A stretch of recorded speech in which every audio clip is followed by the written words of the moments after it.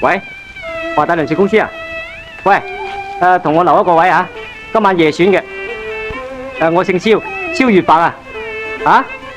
大南公寓，你送嚟得啦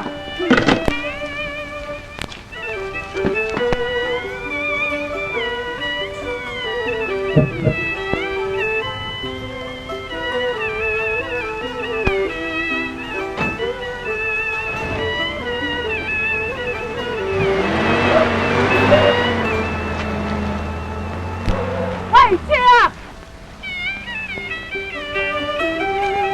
快啲同我跟住嗰架車！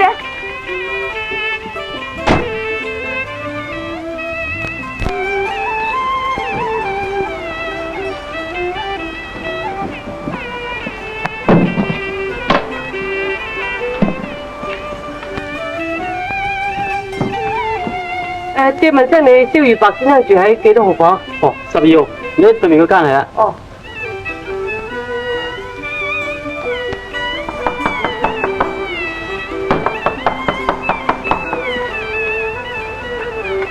揾邊位啊？啊，真係對唔住啦，我揾錯咗房添。哦，唔緊要。借問聲你呢間房係咪12號啊？係啊，呢間係12號啊。我冇揾錯㗎。哦。你喺度住咗幾耐啊？啊？我喺度住咗成個月咁耐㗎啦。哦，點解呢？因為我有個朋友就住喺呢間房嘅。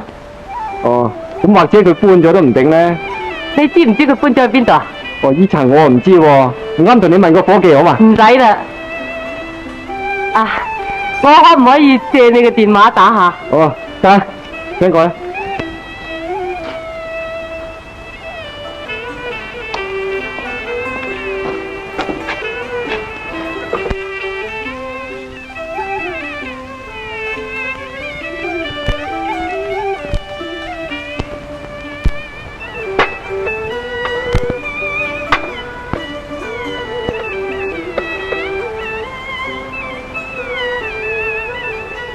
喂，你係遠東珠寶公司啊？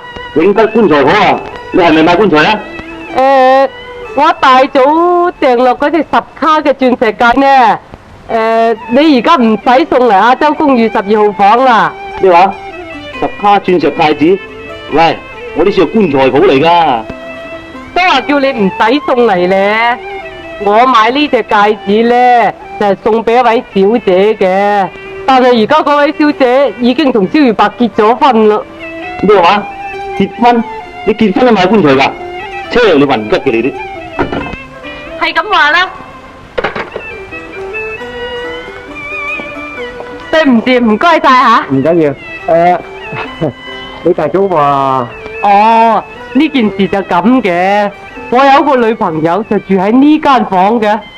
聽佢話聽日同蕭月白結婚喎。咁我咪買隻戒指仔嚟送俾佢咯。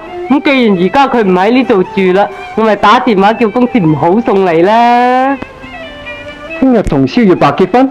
係咯，本來我都好仰慕蕭月白嘅，後尾我聽見人哋講話蕭月白係一個壞蛋嚟嘅，以為佢索女人嘅喎，正衰仔啊！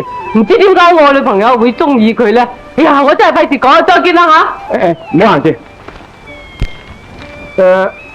你見過蕭月白未啊？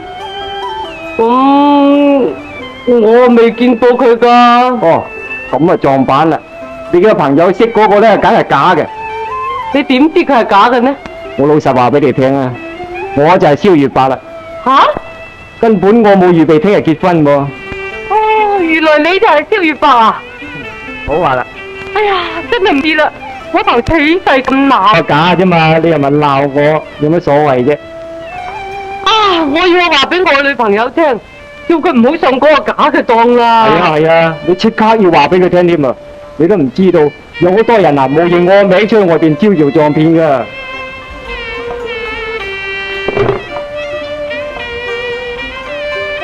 咦？蕭先生，點解你執嘢啊？你預備離開呢處啊？係，我想今晚離開呢度。唉，咁就可惜啦。點解呢？我唔怕對你講啊，我以前雖然係唔識你啫，我對你嘅歌喉好仰慕噶，俾嗰啲假冒嘅出去搞三搞四，令到我對你嘅印象都唔係幾好。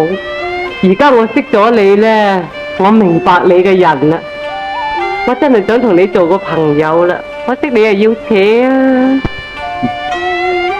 本來我都唔想扯住嘅，不過有件事佢我一定要扯嘅。點解呢？吓？係因為我預備開一間唱片公司，所以冇法子唔去第二度揾個朋友幫忙下啫嘛。咁要幾多錢啫？啊，咁最少都要50萬噶。哦，50萬啫嘛，我以為咩事喎？可惜我識得你遲啊！如果唔係啊，呢啲咁多錢，我隨時可以幫忙你啦。你可以幫忙我？小姐，你貴姓啊？我姓廖，叫做 Lily。哦，Lily 小姐，唉，如果你能夠幫忙我呢，咁啊最好啦。你而家得閒嘛？我哋出去外邊揾下地方坐下，等我將我計劃詳細啲講俾你聽啊。好啊。